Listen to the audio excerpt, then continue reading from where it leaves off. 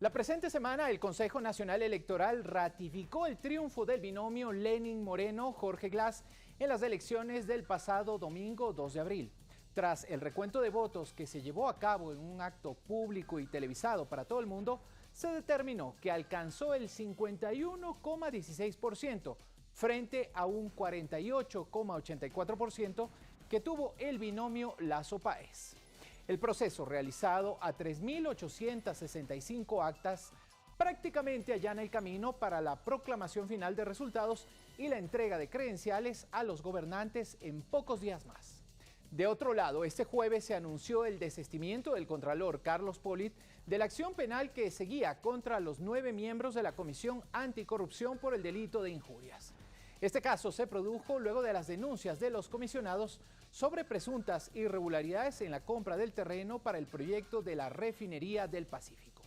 Previamente, la jueza Karen Matamoros los declaró culpables y también el presidente electo, Lenín Moreno, animó a Polit a revisar la demanda contra los comisionados y afirmó que es momento de mayor tolerancia. El invierno sigue golpeando con fuerza el Ecuador. Hasta el viernes en la mañana se contabilizaron al menos 31 víctimas mortales. Finalmente, en materia internacional, Venezuela volvió a ser escenario de violentas protestas. Iniciamos este repaso con las voces de la semana. Bienvenidos.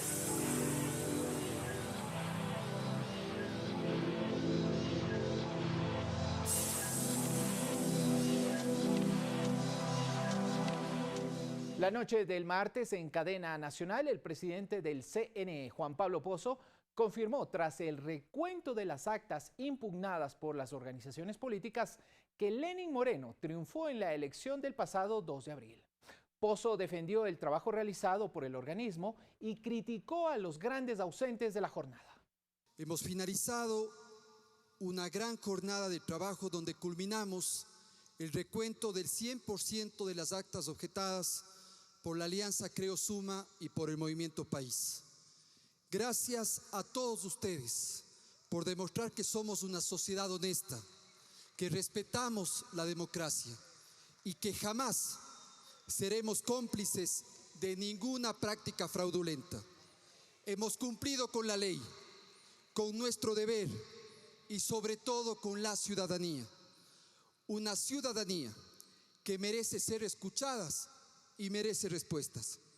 Por eso estamos aquí, porque no tenemos nada que esconderle al país.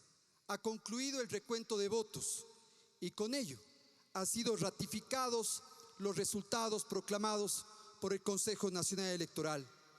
Hemos recontado 3.865 actas, que representan aproximadamente 1.275.450 votos.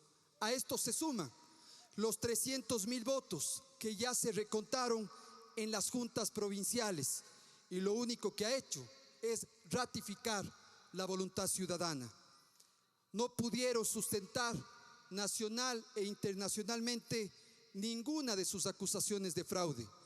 No solo que no pudieron probar sus acusaciones, sino que en muchos casos le mintieron a la gente, diciéndole que tenían una montaña de actas, una montaña de supuestas pruebas, en donde fueron variando de 41.000 actas a 20.000, a 4.000, a 1.000.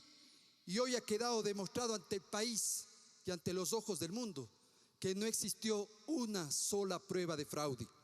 Aún así, el Consejo Nacional Electoral dio paso al recuento que en total sobrepasan el 1.500.000 votos y el resultado mantiene como ganador al binomio Moreno-Glass.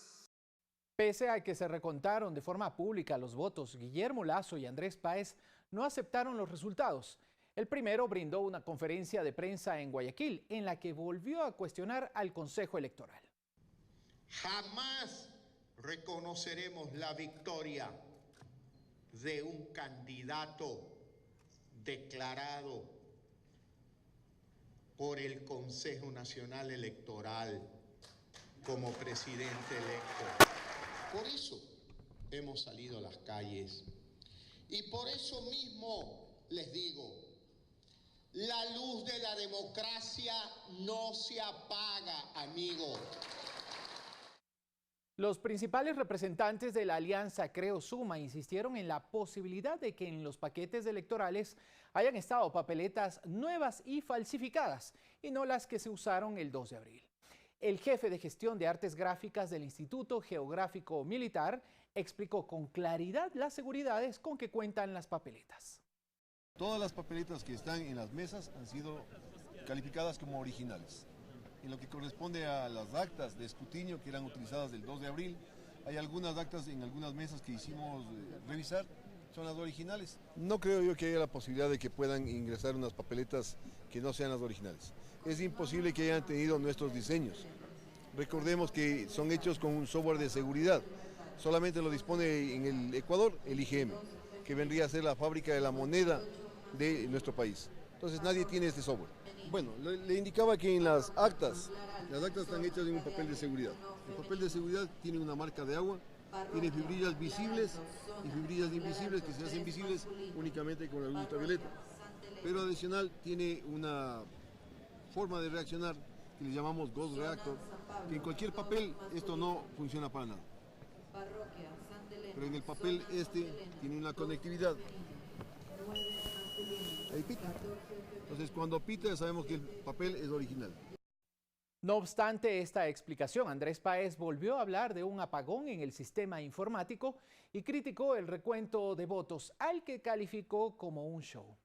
Sin embargo, no pudo demostrar en una entrevista con la periodista Patricia Yaniot de CNN sus aseveraciones ni las pruebas del supuesto fraude. Cuando yo pregunté a la campaña si esos votos que se le dieron a uno que correspondían al otro alcanzaban para revertir la diferencia de más de 200,000 votos, la respuesta fue no, no nos alcanza. Fue alguien de su campaña. Cuando pregunté si los votos... ¿Quién habrá hecho esa afirmación?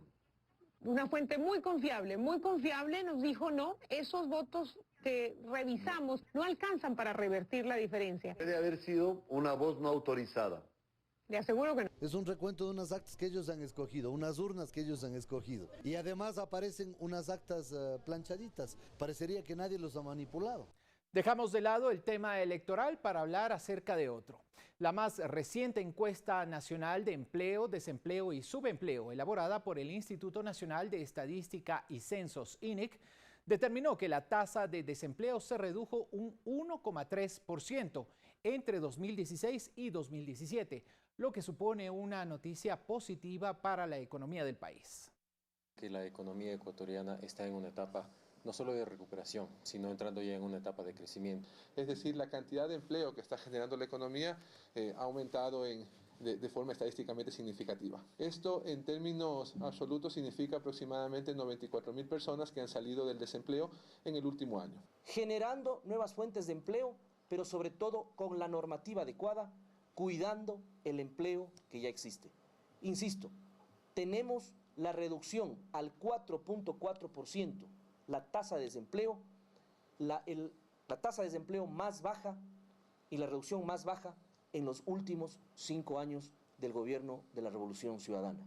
Este jueves quedó sin efecto la condena que impusiera la jueza Karen Matamoros contra 9 miembros de la autodenominada Comisión Nacional Anticorrupción. El contralor Carlos Polit inició una acción judicial contra los comisionados por el delito de calumnias, luego de que los señalaran por una presunta falta de fiscalización a la compra de terrenos para el proyecto de la refinería del Pacífico. Sin embargo, Polit decidió desistir de la acción, pese a la condena de 1 año de cárcel y el pago de un monto igual a un salario del contralor, tras un pedido del presidente electo a que revise la demanda. Lenin Moreno en Twitter dijo: es momento de mayor tolerancia.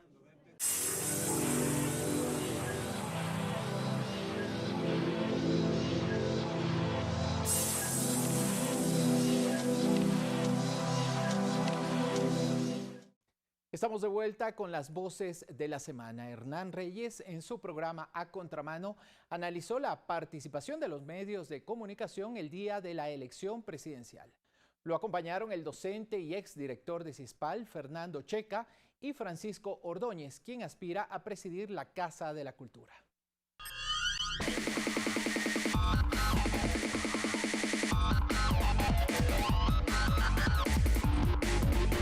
Llegó el momento, amigos de Ecuavisa. Tenemos los resultados electorales. Hace pocos días Ecuador vivió una jornada intensa de elecciones en la que millones de personas tomaron libre y democráticamente una decisión. De inmediato revisemos cómo los medios de comunicación manejaron la información de ese domingo 2 de abril a las 17 horas. Pues a esta hora hay 2 empresas encuestadoras. Ya el candidato triunfador, pues de acuerdo a este dato. ¿Vamos hasta allá? No, vamos con Milton, contigo que ya tienes los resultados. Aquí tengo el monitoreo de varias cadenas televisivas que reportaron el cierre de los comicios de ese día. Veamos cómo presentó los resultados Ecuavisa. Tenemos los resultados electorales, como lo determina el exit poll de Cedatos. Aquí con los datos, Gaby Baer ahora. Guillermo Lasso, 53.02%, Lenín Moreno, 46.98%. ¿Cómo manejó Ecuavisa esos resultados? Buenas tardes, bienvenido a Ecuavisa y felicitaciones. Muchas gracias, Alfredo. Un saludo para usted, para Ecuavisa y todos los que nos escuchan en este momento. Muchas gracias por su felicitación. ¿Existió la proclamación de un ganador? Usted lo sabrá valorar. Revisemos ahora qué dijo ese día Teleamazonas. Vamos a poner en pantalla, señor Lasso, lo que este instante está proyectando ya el Consejo Nacional Electoral. Escrutados el 88,36%, le dan una ventaja del 51,13% a Lenín Moreno y un 48,87% a usted, señor Lasso. Por lo menos aquí, frente al candidato Lasso, se presentaron los resultados oficiales del CNE. Vamos al siguiente, Canal 1. Tenemos nuevo presidente electo de la República del Ecuador y ese presidente electo es Guillermo Lasso Mendoza. 53,02% Guillermo Lasso, 46,98% Lenín Moreno. Fuente Exit Poll de Cedatos, informe confidencial, nos da a nivel nacional 52% Guillermo Lasso, 48% Lenín Moreno. Y Market, que fue otra de las encuestadoras que acertó que se daría una segunda vuelta, 51-45 para Guillermo Lasso y 48-55 para Lenín Moreno. Incluso aquí se presentó un supuesto exit poll de la empresa Informe Confidencial que nunca se realizó. Ahora vamos a la cadena integrada por Ecuador TV y los medios incautados Gama y TC. Los exit poll no son resultados oficiales, son encuestas a boca de urna que se le pregunta al elector que va saliendo del recinto por quién ha votado. Con base en eso se hace proyecciones. Le damos la bienvenida entonces a doña Paulina Recalde, directora de Perfiles de Opinión, quien ha estado a cargo del exit poll de este esfuerzo conjunto de Ecuador TV, TC Televisión y Gama TV. Guillermo Lasso de, creo, 47.8 en votos válidos. Lenín Moreno del movimiento Alianza País, 52.2 de votos válidos. Estos son los resultados de nuestro exit poll. ¿Y qué dijo la prensa escrita al siguiente día de las elecciones? Vamos a ver. Diario El Comercio. CNE da victoria presidencial a Moreno. Lasso impugnará. El Universo. CNE. Lenín gana. Lasso no acepta cifras y pide reconteo. Diario Expreso inició su portada así. Las urnas parten el país y dejan mayor tensión. E incluso presentan el perfil de Guillermo Lasso con el titular. Un hombre constante. En el que lo mencionan como el 45º presidente de la República. Mientras Diario El Telégrafo tituló: Elecciones 2017. Lenín presidente. La revolución ciudadana continuará hasta 2021 tras el pronunciamiento popular. ¿Deben los medios difundir información que no es oficial, de un conteo rápido o exit poll, que muchas veces es contratado por los propios candidatos? ¿Se puede confiar en los estudios de una empresa encuestadora que maneja discrecionalmente esa información? ¿Cuál debe ser el rol de los medios de comunicación en procesos eleccionarios y mucho más en el momento de la entrega de resultados? A contramano de lo que se ve, se lee y escucha.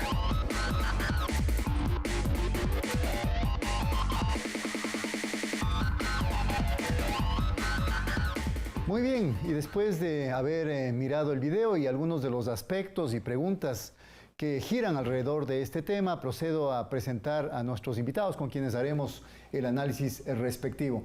A mi derecha tenemos a Fernando Checa. Fernando es investigador de la comunicación, periodista, ha sido catedrático universitario y fundamentalmente el último tiempo se desempeñó también como exdirector de CIESPAL. A mi izquierda, Francisco Ordóñez, él también es comunicador, actualmente es candidato a presidente de la Casa de la Cultura, ha dirigido la radio de la Casa de la Cultura, entre otros temas. Con ellos vamos a pasar inmediatamente al análisis y creo que, como ya lo vimos en el video, hay una serie de preguntas y quisiera empezar con una, Fernando. ¿Cuál es la responsabilidad o quizá la irresponsabilidad que han tenido ciertos medios de comunicación del país respecto al pasado proceso electoral? Buenas noches. Muchas gracias por la invitación a este espacio, que es prácticamente el único en el que se hace crítica al discurso mediático, que creo que es una crítica necesaria para contribuir a mejorar el periodismo en el país. Sin duda alguna, lo que pasó en estas elecciones nos demuestran esas malas prácticas periodísticas a todo nivel y en todos los espacios. Galeano, en la escuela Patas Arriba, parafraseando a Clausewitz, decía: la guerra es la continuación de la televisión por otros medios. Y creo que lo que vimos la noche del 2 de abril pasado es eso justamente, ¿no? El afán de generar un caos, una desestabilización del país, empezando por Ecuavisa, quien posesionó prácticamente a un presidente en base al exit poll de una empresa privada, cosa que no puede pasar. En el caso de Rafael Cuesta, que prácticamente mintió cuando nos habla de exit polls que no existieron, el de Market y el de Informe Confidencial. Hay que recordar que solamente 2 exit polls existieron ese día, como nos aclaró Carlos Rabascal al inicio en el video inicial. Son encuestas a boca de una. El uno fue el de Sedatos y el otro fue el de Perfiles de Opinión. Pero no necesariamente estos pueden legitimar o nombrar un presidente.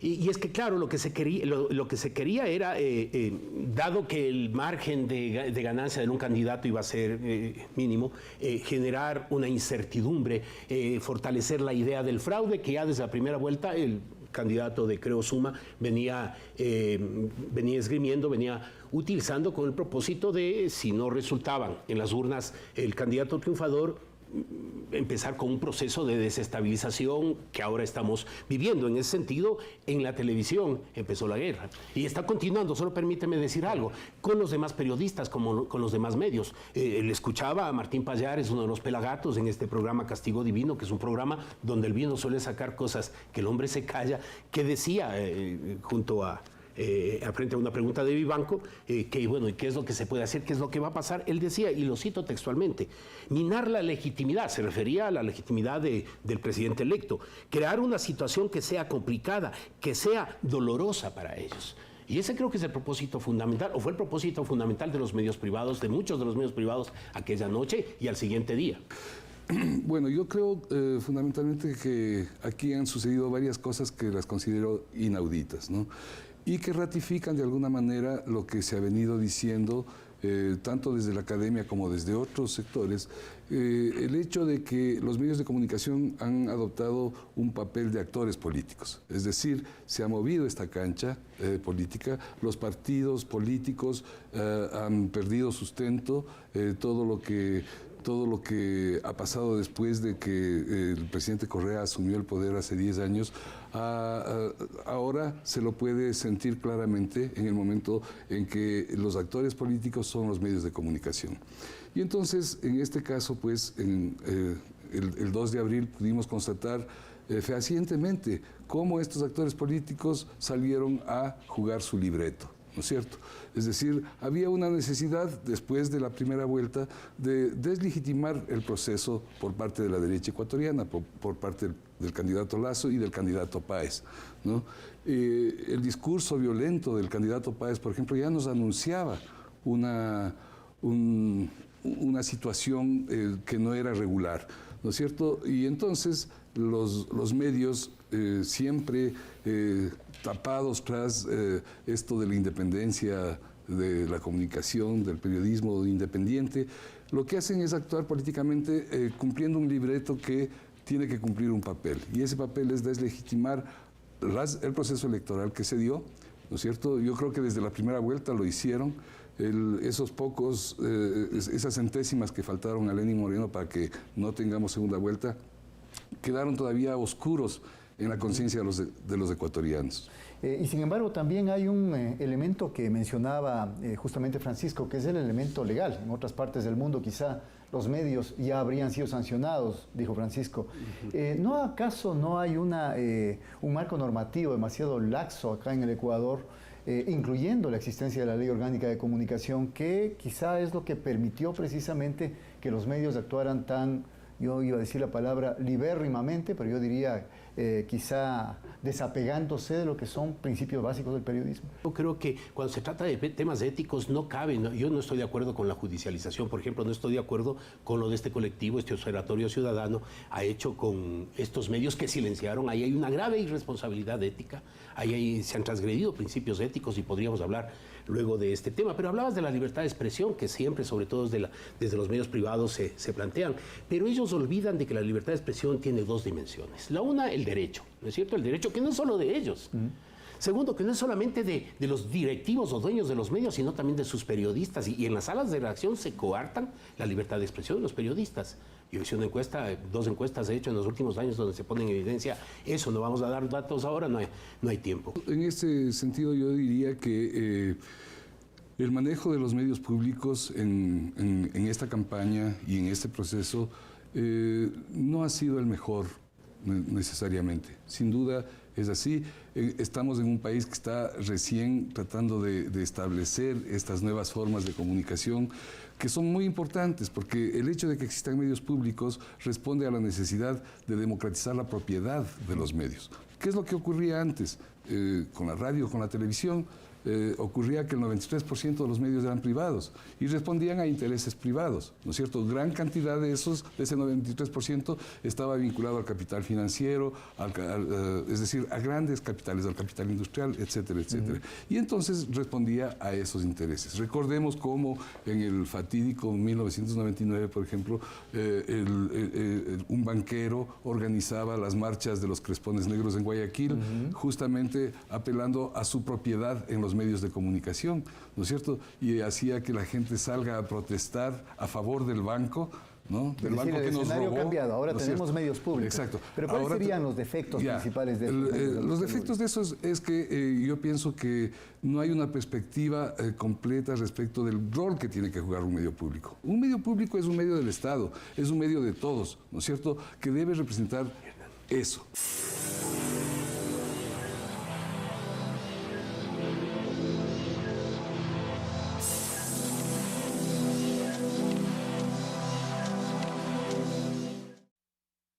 Uno de los mayores retos del gobierno de Lenín Moreno será la política económica. En Pulso Político, el director de la Corporación de Estudios para el Desarrollo, José Hidalgo, y el director del Instituto de Investigación Económica de la Universidad Católica de Quito, Carlos de la Torre, se refirieron a esta materia.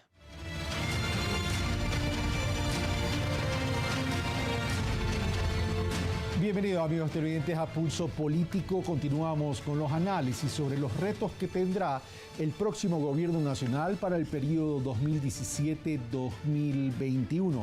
Y evidentemente, no solo que el eje económico fue trascendental en la campaña electoral, sino que va a ser tremendamente trascendental y estratégico para el próximo periodo gubernamental, en lo que dije 2017-2021.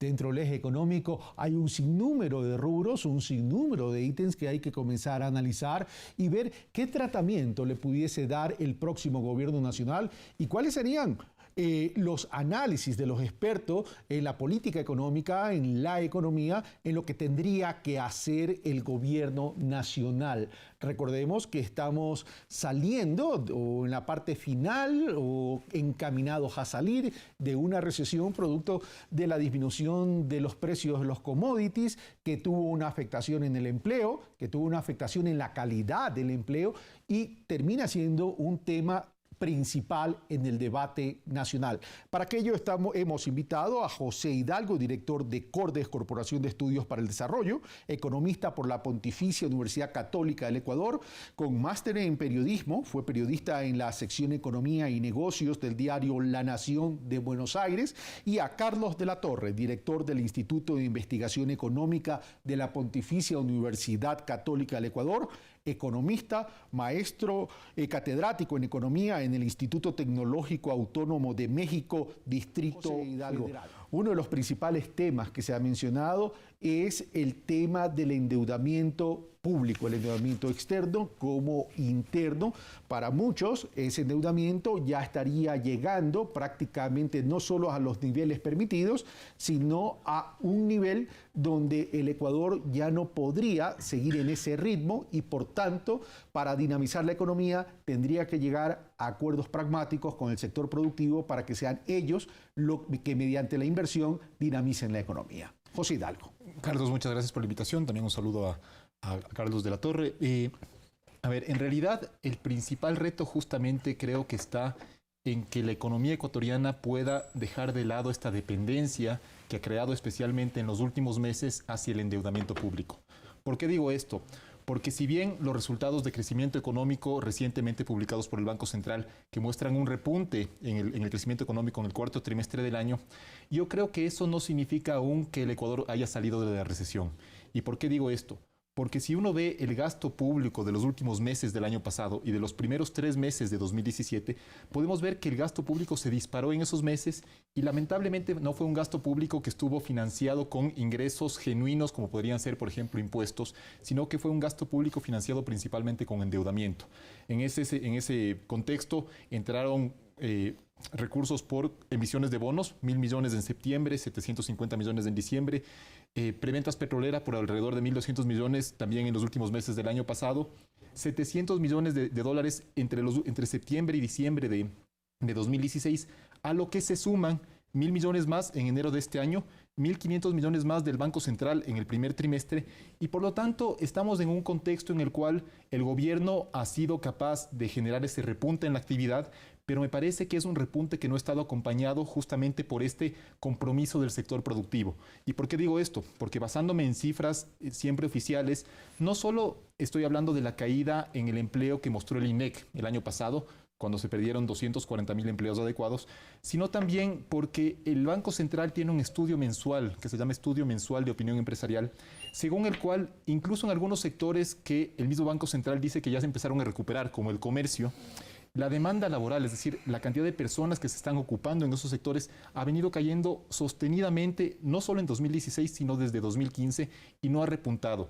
Entonces me parece que eso es una señal de que el sector productivo vea este repunte de la economía como algo todavía transitorio y que se necesita para tener un crecimiento de calidad y de largo plazo, que la inversión privada pueda ir compensando paulatinamente a la inversión pública. Dos precisiones a lo que menciona José Hidalgo. José, cuando tú me dices que el gasto público ha sido financiado en parte con endeudamiento, ¿te refieres a gasto corriente de sueldos o gasto público de inversión? A los dos. En realidad, los dos crecieron fuertemente en el último trimestre del año, más creció el de inversión, pero a la vez tenemos que mencionar que el Banco Central publicó hace pocos días también el resultado del sector público no financiero y estamos viendo un déficit récord. Entonces se ve que todo el gasto, en general, el gasto fue muchísimo mayor que los ingresos y por lo tanto es una situación difícil de sostener. Y la segunda precisión, cuando me dices que hay una tendencia desde el 2015 o un poquito antes en la disminución del empleo de calidad y que si bien estamos saliendo de la recesión, todavía seguimos, no hemos salido totalmente y que el sector productivo estaría esperando una mejoría más sólida para efectos de hacerse presente con inversiones. ¿A eso te refieres? Sí, de hecho, yo lo que quisiera decir es que no creo que estamos saliendo de la recesión. Yo creo que fue un crecimiento transitorio y que lo que se necesita para salir efectivamente de la recesión es que el sector privado tenga ese compromiso de invertir en el país, para lo cual seguramente va a exigir un ambiente de negocios más certero. Gracias, Hidalgo. Carlos de la Torre, vamos con el mismo tema. Bueno, muchas gracias. Efectivamente, ahora estamos en una situación que presenta algunas características particulares en cuanto a la economía ecuatoriana, que no solo es tremendamente importante desde la perspectiva de los retos que le vienen a un nuevo gobierno, sino de la sensibilidad que tiene la gente frente al tema económico. Y hay que anotar algunos elementos ya fuera de la calentura de la campaña política, ya con más frialdad. Efectivamente, el Ecuador está en una etapa en la que está saliendo de la recesión. Técnicamente, una recesión se establece cuando son 2 o más trimestres seguidos en que tenemos una caída del Producto Interno Bruto, y ya hemos tenido 2 trimestres en los que vemos tasas de crecimiento positivas del Producto Interno Bruto medido respecto al trimestre anterior. Entonces hay una situación que efectivamente es de salida de una etapa recesiva. Pero es cierto que esta salida de la etapa recesiva ha dependido de un esfuerzo importante desde el gasto y la inversión pública, como ha dependido asimismo la evolución de la economía en los años anteriores cuando estábamos en bonanza. ¿Eso qué quiere decir? Una otra realidad de la economía ecuatoriana, que es que la participación del Estado a través de inversión y gasto público es tremendamente importante para generar dinámica en la economía. Es decir, el sector privado por sí solo no puede empujar a toda la economía, sino la caída de los precios del petróleo no le hubiera afectado como le afectó a la economía. Y tercero, es evidente que no se puede sostener esa intervención del Estado a través del gasto y la inversión pública a largo plazo solamente con endeudamiento. Eso es clarísimo. Pero ahora viene también la reflexión. ¿Qué hubiese sido si es que frente a la situación de recesión se hubiera recortado en mayor medida ese gasto y esa inversión pública? Seguramente en este momento sí estuviésemos todavía en etapa recesiva, es decir, la salida de la recesión se debe precisamente a que se logró mantener cierta dinámica desde el sector público que no pudo dar el sector privado. Entonces, tenemos que entender que si es que no se maneja desde el sector público ese empuje a la economía en los siguientes meses, ahí sí podríamos otra vez estancarnos en una fase recesiva. Bueno, dicho eso, entonces entremos en materia un poco para argumentar y contraargumentar lo dicho por ambos panelistas. ¿Hasta cuándo y dónde podemos endeudarnos? Exacto. Yo diría que efectivamente coincido con Carlos en el sentido de que si el sector público no hubiera inyectado recursos, la contracción hubiera sido mayor que el 1,5% que registramos en 2016. Y eso hubiera tenido afectación mayor en el empleo todavía, hubiéramos tenido problemas sociales, etcétera. Eso con seguridad. El tema es qué tan sostenible es esa estrategia. Yo creo que es totalmente insostenible y le pongo un par de cifras.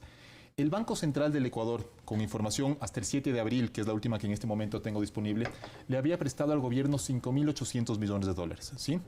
El gobierno venía manteniendo que esos créditos estaban respaldados enteramente en depósitos públicos en el Banco Central. Sin embargo, a esa fecha, los depósitos públicos en el Banco Central están por debajo de los 5.000 millones, están en 4.900 millones, lo que significa que ya 900 millones vienen de otras fuentes. Por lo tanto, es difícil que esa fuente de financiamiento que ha dado 500 millones mensuales al gobierno en los 3 primeros meses del año se pueda seguir manteniendo. Y esto se complementa con otro dato oficial del mismo Banco Central que muestra que en 2016 la inversión privada cayó en 3.000 millones de dólares y redujo su participación a algo más de 12 puntos del PIB.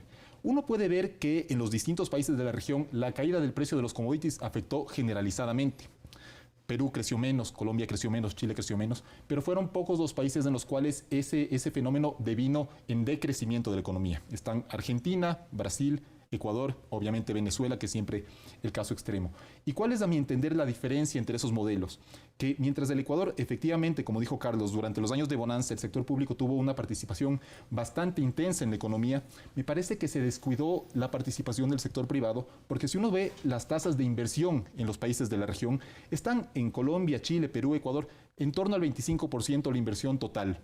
La diferencia es que en el Ecuador la inversión pública llegó a representar más de la mitad de la inversión total, mientras que en los otros países es una cuarta parte, una quinta parte, y por lo tanto un shock que afecta a los ingresos fiscales, como la caída del precio del petróleo, tiene un efecto menos pronunciado en esos países que en el Ecuador, donde el sector público asumió un rol, en mi opinión, protagónico y excesivo, desplazando al sector privado. Si es que la inversión pública hubiera estado acompañada por una inversión privada de la misma magnitud, estaríamos viviendo otra situación. No habríamos tenido 240.000 despidos o puestos de empleo adecuados destruidos en 2016, y habríamos tenido también un resultado también del Banco Central, según el cual en 2016 la inversión extranjera directa en el Ecuador fueron 744 millones, 0,7% del PIB, que es una tasa muchísimo menor a la que muestran otros países de la región y que refleja, a mi entender, una debilidad del Ecuador como país para atraer inversión privada. Entonces ahí ya planteas varios retos, Carlos de la Torre. Muy bien, antes de entrar en el tema de la inversión pública versus la privada, es importante hacer algunas puntualizaciones. El hecho de que la tasa de desempleo haya crecido no significa destrucción de empleos, porque tenemos que contrastar también con la tasa de crecimiento de la población económicamente activa. Es decir, si bien por un lado crece el desempleo, también los ecuatorianos que ingresan a la fuerza laboral también crecen. Entonces la destrucción de empleos solo se daría si es que la tasa de desempleo crece más rápido que la de la población económicamente activa, y no se puede simplemente calcular un porcentaje respecto de la población económicamente activa en cuanto al incremento de esa tasa de desempleo. Ahora, José hace mención a un efecto que se llama el efecto desplazamiento o crowding out, que la teoría económica ha establecido en el sentido de que la inversión pública podría estar desplazando a la inversión privada. Pero eso se da exclusivamente cuando ambas inversiones están compitiendo en los mismos espacios. Y en el caso ecuatoriano eso no ha sucedido.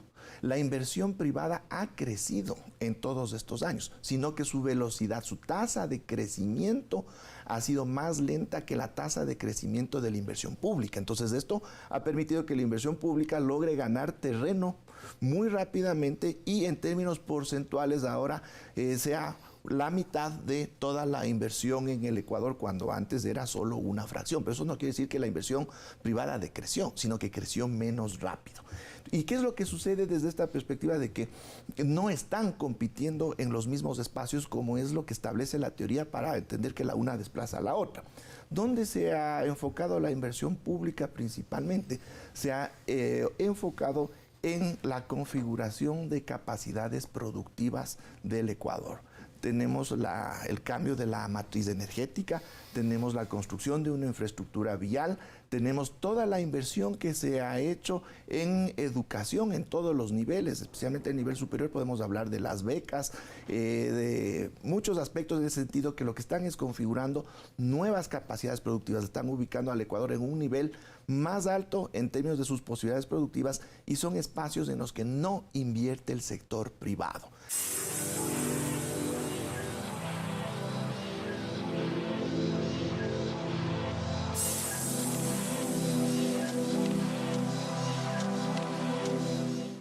Palabra Suelta invitó esta semana al reconocido escritor Jaime Galarza para hablar acerca de su más reciente investigación, Bases Norteamericanas en el Mundo, capítulo especial Ecuador.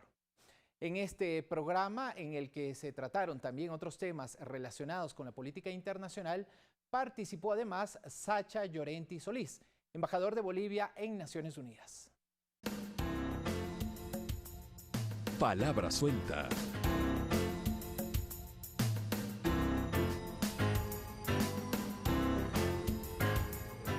Esta noche vamos a conversar con un viejo conocido, permítame plantearlo así, porque su irrupción en el mundo de las artes, de la cultura, empieza con la poesía, Jaime Galarza Zavala, luego con la investigación científica, el ensayo, con la participación política, desde hace mucho tiempo, Jaime Galarza Zavala. Probablemente usted conozca El Festín del Petróleo, un libro de la década de los 70 y muy conocido, con muchísimas ediciones y que sigue siendo reeditado, El Festín del Petróleo. Jaime Galarza Zavala ha dirigido, lo más reciente, es otra investigación, Bases Militares Norteamericanas en el Mundo, capítulo especial Ecuador, es este libro el que estuvo bajo la dirección de Jaime Galarza Zavala, nuestro invitado. Dice un epígrafe de este libro que se va a presentar el 25 de este mismo mes en Manta, simbólicamente, porque recordemos la última base estadounidense en nuestro territorio fue la de Manta, y llegó la Revolución Ciudadana y sacó a esa base de nuestro país. Ni una pulgada del suelo de la patria puede cederse a nadie sin hacerse reo de parricidio. Nada de vender el territorio, nada de mermar la sagrada herencia que nos legaron los libertadores. Eloy Alfaro Delgado, mensaje al Congreso Nacional, 1901. Qué poder y qué vigencia de estas palabras, ¿no? Qué vigencia. Y qué dura lucha la sostenida por mantener la soberanía sobre Galápagos. Además, la integridad territorial en el conflicto con Perú en 1910. Pero la lucha por Galápagos era tremenda. Los norteamericanos pretendían comprar Galápagos. Y hubo serios... Hubo ecuatorianos que estaban de acuerdo, que incluso desde Guayaquil, la oligarquía bancaria de Guayaquil, estaba dispuesta a entregar Galápagos a los norteamericanos gratuitamente, a condición de que se reconociera Guayaquil como capital de la República del Pacífico, que era una república ideada por la oligarquía guayaquileña, desmembrando a toda la costa ecuatoriana del territorio nacional. Y contra esa tendencia, no solo separatista, sino de entrega a los Estados Unidos, es que se levantó Eloy Alfaro. Le ofrecieron, esto es bien interesante, lo relatamos en el libro, a Eloy Alfaro los norteamericanos le ofrecieron una suma considerable de dólares que a cambio de un arriendo de Galápagos por 99 años. Y le dijeron, el país está en crisis, usted necesita dinero para todo, para esto y para lo otro. Estaba construyendo el ferrocarril todavía. Claro. Eloy Alfaro tiró números y dijo, bueno, lo que usted me ofrece es interesante, porque acabo de construir el ferrocarril del sur, saneo Guayaquil y llevo el ferrocarril al Curarray, que es uno de mis sueños. Sí, la oferta que ustedes hacen es interesante, pero hay un problema. Yo no soy dueño de Galápagos. Yo debo consultar esto al pueblo ecuatoriano. Y tuvo la iniciativa de convocar juntas patrióticas que se realizaron en todas las capitales de provincia, y que fueran las juntas patrióticas integradas por ciudadanos de todo colorido, de todo partido, las que se pronunciaran si el gobierno de Alfaro debía o no aceptar la propuesta norteamericana. En esa época gloriosa, de gente tan digna, de combatientes revolucionarios tan honestos, incluso de derechistas consecuentes con la idea de patria, de país, las juntas patrióticas dijeron, no se arrienda Galápagos. Y con ese aval, el Alfaro les dijo a los norteamericanos, he consultado a mi pueblo, Galápagos no se arrienda. Es decir, son historias que hemos olvidado. Una de las razones, Javier, por la que el Ministerio de Relaciones Exteriores, ayer con Ricardo Patiño, hoy con Guillermo Long, hace estas publicaciones que son numerosas, 10.000, 20.000, 50.000. ¿Dónde se puede encontrar el libro? Se puede solicitarlo gratuitamente desde la próxima semana en el mismo Ministerio de Relaciones Exteriores. La próxima semana también haces el lanzamiento formal, lo decíamos, en Manta, ¿no? En Manta. Las bases militares, capítulo de Ecuador, pero las bases militares de los Estados Unidos en todo el planeta son elementos fundamentales de su política exterior. Por eso te propongo, Jaime, que nos vayamos a Nueva York a través de la línea telefónica, porque ahí está Sacha Llorenti Solís, el embajador de Bolivia en las Naciones Unidas, Hoy Bolivia, como usted lo sabe, también es parte del Consejo de Seguridad por 2 años, es parte de esos miembros no permanentes que están 2 años, y Sacha Llorenti tiene que intervenir en ese Consejo de Seguridad como miembro del Consejo de Seguridad, y hace no muchos días hizo una brillante intervención sobre el problema en Siria, el bombardeo a Siria pretextado por la supuesta utilización de armas químicas. Sacha, estás ahí y nos has venido escuchando. Buenas noches. Sí, buenas noches, Javier. Es un privilegio estar en tu programa. He estado escuchando atentamente las sabias palabras de tu entrevistado. Ha sido para mí una lección de historia que he disfrutado mucho. Sacha, tenemos parte de tu intervención, no hace mucho decía, en el Consejo de Seguridad, cuando increpas a muchos de los miembros de ese Consejo de Seguridad sobre el problema en Siria. Si me permites, quiero compartir con la audiencia de Palabra Suelta parte de tu intervención en el Consejo de Seguridad. A ver si la producción la pone esa intervención, por favor. Estados Unidos se convierte en el investigador, se convierte en el fiscal, se convierte en el juez y se convierte en el verdugo. ¿Dónde está la investigación que permite determinar objetivamente quién es el responsable de esos ataques? Esa es una violación gravísima, gravísima al derecho internacional. Y yo creo que es imprescindible que recordemos esas imágenes. Que recordemos que en esta misma sala se nos dijo que habían armas de destrucción masiva en Irak y que eso motivó una invasión. Y esa invasión, después de esa invasión se han registrado 1 millón de muertos. Estamos aquí para defender al multilateralismo. Hemos acordado que esta carta, la Carta de Naciones Unidas, tiene que ser respetada. Y esta carta prohíbe las acciones unilaterales. Ahí estaba la intervención de Sacha Llorenti, que está en Nueva York y en este mismo momento conectados con Palabra Suelta. ¿Qué consecuencias hubo de esta intervención tuya en el Consejo de Seguridad, Sacha? Javier, primero para intentar poner un poco en contexto ese debate del Consejo de Seguridad.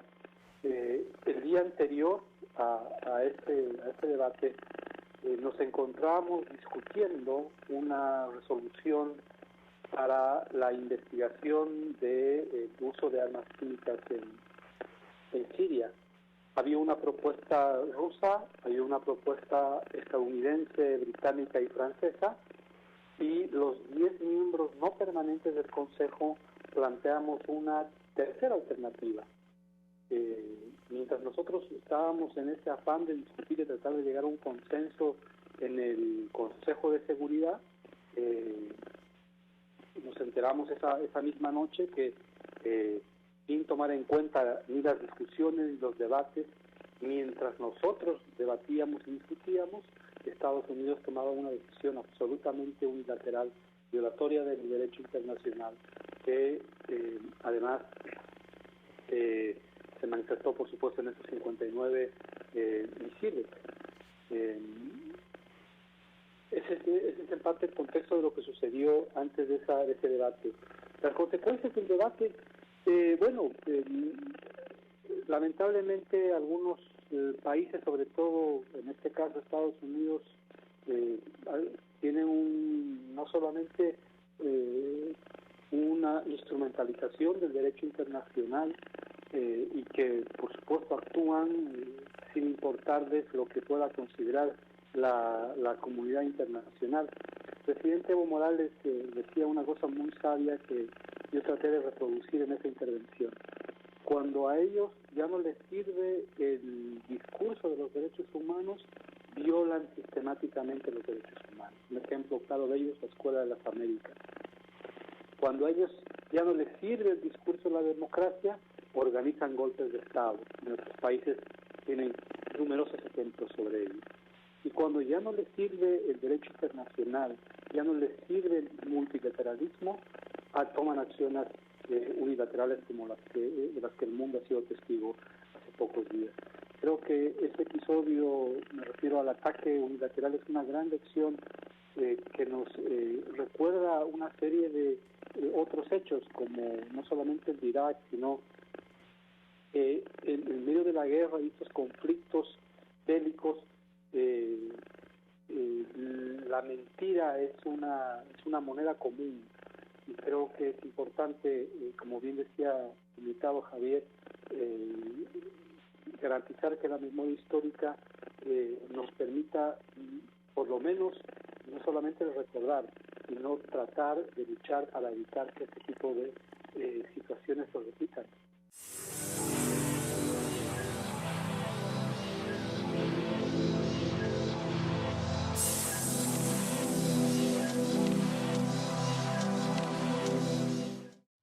Seguimos revisando la actualidad noticiosa internacional y nos detenemos un momento en Venezuela, donde la violencia ha cobrado esta semana la vida de varias personas. El lanzamiento de gases lacrimógenos, el incendio de barricadas, detonaciones de explosivos, ataques a negocios y bloqueos de vías fueron hechos comunes a lo largo de los últimos días. La noche del jueves, 54 menores de edad fueron evacuados del Hospital Materno Infantil del Valle, en Caracas, tras un ataque con armas de fuego, piedras y gases lacrimógenos, cuyos autores no han podido ser identificados. Las multitudinarias manifestaciones que iniciaron el 1 de abril exigen respeto a las facultades del legislativo, de mayoría opositora, y que se convoquen elecciones. El único camino a la paz en Venezuela hoy es el voto. Señor Nicolás Maduro, no tenga miedo al pueblo venezolano y convoque las elecciones que corresponden para Venezuela. Ese es el camino de la paz. ¡Payaso, Julio Borges! ¡Eres tú el responsable de la violencia! Y serás el responsable ante la justicia. Quiero ganar esta batalla ya. Y quiero que el pueblo se prepare para ganarla en paz y con votos. Yo quiero que nos preparemos para tener una victoria electoral pronta y total. Finaliza así este repaso con las voces de la semana. Recuerden que este programa también se lo puede ver en nuestro sitio web www.mediospublicos.es o en la cuenta oficial de Ecuador TV en YouTube. Nos encontramos aquí a través de esta misma señal en 8 días. Será hasta entonces.